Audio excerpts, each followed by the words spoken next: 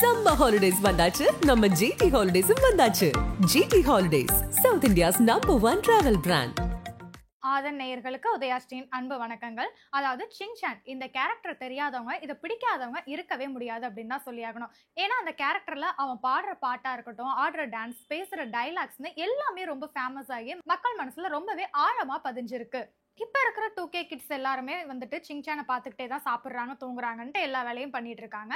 இது கிட்ஸை மட்டும் இல்ல, பெரியவங்களை கூட வந்துட்டு ரொம்பவே வந்து இம்ப்ரெஸ் பண்ணிடுச்சு. பெரியவங்க கூட இதை ரசிச்சு பார்க்க ஆரம்பிச்சிட்டாங்க. ஏன் அப்படின்னா வந்துட்டு சிங்சானை பார்க்கும்போது நம்ம மனசுல இருக்கிற கவலையெல்லாம் மறந்து ரொம்பவே நம்ம ஹாப்பியா ஃபீல் பண்றோம்.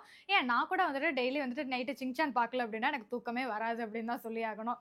அந்த அளவுக்கு சிங்சான் வந்துட்டு எல்லாரையும் வந்துட்டு என்டர்டைன்மெண்ட் பண்ணக்கூடிய ஒரு கேரக்டராகவே மாறிடுச்சு.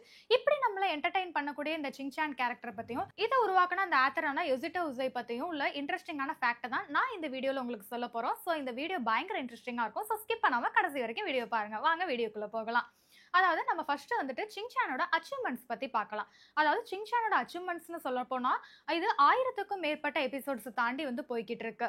அது மட்டும் இல்லாம 45 கண்ட்ரீஸ்ல 30க்கும் மேற்பட்ட லாங்குவேஜஸ்ல டப் பண்ணி ரிலீஸ் பண்ணிக்கிட்டு இருக்காங்க. மொத்தம் 26 மூவிஸும் வந்துட்டு ரிலீஸ் ஆயிருக்கு சிங்சான்ல.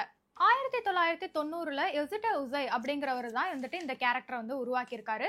இவர் எந்த மாதிரி மைண்ட் செட்ல இந்த கேரக்டரை உருவாக்குனார் அப்படின்னு சொல்லிட்டு பார்த்தோம்னா, அவர் சின்ன வயசுல வந்துட்டு எந்த மாதிரி லைஃப்பை வந்து வாழணும்னு ஆசைப்பட்டாரோ, எதெல்லாம் வந்துட்டு அனுபவிக்க முடியாம தவறினாரோ, என்ன மாதிரி கேள்விகள்லாம் கேட்கணும் அப்படின்னு நினைச்சாரோ அதெல்லாம் கேட்கக்கூடிய ஒரு சிறுவனா இவன் இருக்கணும் அப்படின்னு நினைச்சுதான் இந்த சிங்சான்கிற கேரக்டர் வந்துட்டு அவர் உருவாக்கவே செஞ்சாரு. ஆரம்பத்துல இந்த சிங்சான்கிற கேரக்டர் புக் வந்துட்டு பெருசா வந்து மக்கள் மனசுல ரீச் ஆகும் அப்படிங்கிற நம்பிக்கை இல்லாம ஏதோ சும்மா தான் எழுதினாரு. ஆனா இது வந்துட்டு காமிக்ஸ், அந்த சிங்சான் காமிக்ஸ் வந்துட்டு வேற லெவல்ல வந்துட்டு ஜப்பான்ல சேல்ஸ் ஆக ஆரம்பிச்சிச்சு. அதனால இதுக்கு வந்துட்டு அடுத்த கட்ட நடவடிக்கையா 1992ல வந்துட்டு இது அனிமேஷன் சீரீஸா வந்து டப் பண்ணி வந்துட்டு டிவிலலாம் வந்துட்டு ரிலீஸ் பண்ண ஆரம்பிச்சாங்க. இது ஜப்பான்ல மக்கள் மனசுல பெரிய அளவுக்கு வரவேற்பை கொடுத்துச்சு. அதனால இதை இன்னும் அடுத்த கட்டமா வந்துட்டு அதர் லாங்குவேஜஸ்லயும் வந்துட்டு ரிலீஸ் பண்ணவும் ஆரம்பிச்சாங்க. இது ஜப்பானையும் தாண்டி அதர் லாங்குவேஜஸ்ல எல்லாம் வந்துட்டு பயங்கர சூப்பர் டூப்பர் ஹிட்டா வந்துட்டு போயிடுச்சு அப்படின்னு தான் சொல்லி ஆகணும். ஒரு பக்கம் இது சூப்பரா போயிட்டு இருந்துச்சு அப்படின்னாலும் இன்னொரு பக்கம் வந்துட்டு இதனால சில ப்ராப்ளம்ஸும் வந்து கிரியேட் ஆகுது. அதாவது என்ன அப்படின்னா, இந்தியால வந்துட்டு இந்த சிங்சான்கிற கேரக்டர் வந்துட்டு எல்லாரும் சில வெறுக்க ஆரம்பிச்சாங்க. அதுக்கு காரணம் என்ன அப்படின்னா, அந்த காலகட்டங்கள்ல சிங்சான் கேரக்டர் வந்துட்டு எப்படி இருந்துச்சு அப்படின்னு சொல்லிட்டு பார்த்தோம் அப்படின்னா, அதாவது எதுக்கு வந்துட்டு சும்மா வந்து ஸ்டூடெண்ட்ஸ் எல்லாம் படின்னு டார்ச்சர் பண்றீங்க, ஃபர்ஸ்ட் மார்க் எடுக்கிறவங்களாம் வந்துட்டு ரொம்ப செல்ஃபிஷா இருப்பாங்க, அவங்க உண்டு அவங்க வேலை உண்டுன்ட்டு போயிட்டே இருப்பாங்க அப்படின்னு சொல்ற மாதிரி, அப்புறம் வந்துட்டு அரசியல்வாதிகள் எல்லாம் வந்துட்டு சரமாரியா கேள்வி கேட்கிற மாதிரி, கவர்மெண்ட் வந்து குத்தம் சொல்ற மாதிரி, இந்த மாதிரிலாம் வந்துட்டு சிங்சான் பயங்கரமா பேசுற மாதிரி இருந்துச்சு. ஸோ இதை வந்துட்டு பார்த்த பேரண்ட்ஸ் அண்ட் டீச்சர்ஸ் எல்லாருமே வந்துட்டு இந்த மாதிரி கார்ட்டூன்லாம் வந்துட்டு குழந்தைங்க பார்த்தாங்க அப்படின்னா கெட்டு போயிடுவாங்க, அவங்களுக்கு படிப்புல வந்துட்டு ஆர்வம் வராது அப்படின்னு சொல்லிட்டு இதுக்கு வந்துட்டு பயங்கரமா போர்க்கொடி தூக்க ஆரம்பிச்சாங்க இதற்கு எதிராக. அதனால வந்துட்டு சிங்சானை வந்துட்டு எல்லாரும் வந்துட்டு இந்தியாவில் வந்துட்டு பேன் பண்ணவும் ஆரம்பிச்சிட்டாங்க. ஸோ இதுக்கப்புறமா சிங்சானோட ஃபேன்ஸ் எல்லாருமே வந்துட்டு இல்லை, எங்களுக்கு சிங்சான் வந்துட்டு கண்டிப்பாக வேணும், நாங்கள் அதை பார்த்தே ஆகணும் அப்படின்னு சொல்லிட்டு ரொம்ப ரொம்ப கெஞ்சி கேட்டாங்க. அப்படிங்கிறதுக்காக மறுபடியும் வந்துட்டு சிங்சானை ரிலீஸ் பண்ணுறதுக்கு இந்தியன் கவர்மெண்ட் பெர்மிஷன் கொடுத்தாங்க. ஆனால் ஒரு சில ஸ்ட்ரிக்டான ரூல்ஸ் அண்ட் ரெகுலேஷன்ஸோட தான் இதை வந்துட்டு மறுபடியும் ரிலீஸ் பண்ண ஆரம்பிச்சாங்க. அது என்ன மாதிரி ரூல்ஸ் அண்ட் ரெகுலேஷன்ஸ் அப்படின்னு பார்த்தோம்னா, சிங்சான் அப்படிங்கிறது வந்துட்டு எல்லாரையும் ஒரு என்டர்டைன்மெண்ட் பண்ணக்கூடிய ஒரு கேரக்டராக தான் இருக்கணுமே தவிர, இந்த வந்துட்டு ஸ்கூல் டீச்சர்ஸ் எல்லாம் வந்துட்டு எதிர்த்து பேசுறது, அரசியல்வாதிகளை வந்துட்டு சரமாரியா கேள்வி கேட்கறது, அப்புறம் இந்த அடல்ட் கண்டென்ட்ஸ்லாம் வந்துட்டு நிறைய வர்றது, இந்த மாதிரிலாம் வந்துட்டு இருக்கவே கூடாது அப்படின்னு சொல்லிட்டு ஒரு ரூல்ஸ் போடுறாங்க. அதனால இந்த ஜப்பான்ல இருக்கிற எபிசோட்ஸ்ல எது வந்து நம்ம இந்தியாவுக்கு ஏற்ற மாதிரி, எது வந்துட்டு ரொம்பவே என்டர்டைன்மெண்ட் பண்ணக்கூடிய ஒரு எபிசோட்ஸா இருக்கும், அந்த மாதிரி எபிசோட்ஸா வந்துட்டு தேடி தேடி தான் இந்தியாவில் வந்து அப்லோட் பண்ணிட்டு இருக்காங்க.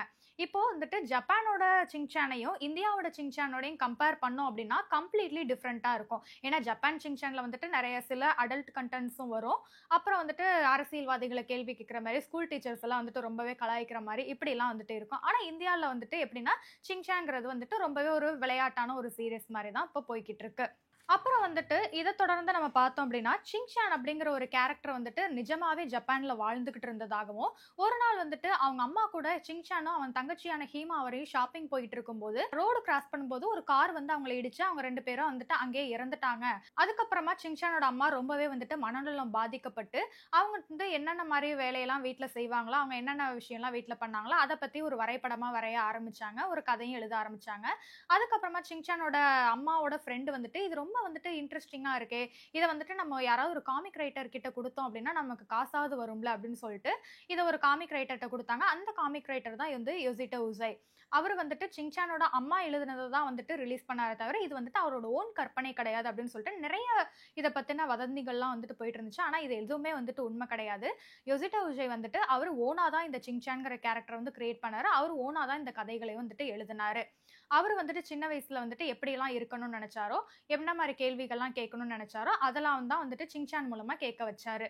ஸோ இவ்ளோ அழகான இந்த சின்சான்ங்கிற ஒரு கேரக்டர உருவாக்கி நம்மள எல்லாரையும் வந்து என்டர்டெயின்மென்ட் பண்ண வச்ச இந்த யோசிட்டோ உசை வந்துட்டு 2009ல வந்துட்டு இறந்தும் போயிட்டாரு. அவரு எப்படி இறந்து போனாரு அப்படின்னு சொல்லிட்டு பார்த்தோம்னா, இவருக்கு வந்துட்டு அட்வென்ச்சர்ஸ், த்ரில்லிங் அப்படின்னா ரொம்பவே பிடிக்கும். அதாவது யாருமே இல்லாத இடங்களுக்கு இவர் தனியா வந்து ட்ரெக்கிங் போறது, அட்வென்ச்சர்ஸ் போறது, அங்க போய் உட்கார்ந்து சாப்பிடுறது, ஃபோட்டோஸ் எடுக்கிறது அப்படின்னு சொல்லிட்டு இந்த மாரி விஷயங்கள் எல்லாம் அவருக்கு பயங்கர இன்ட்ரஸ்டிங்.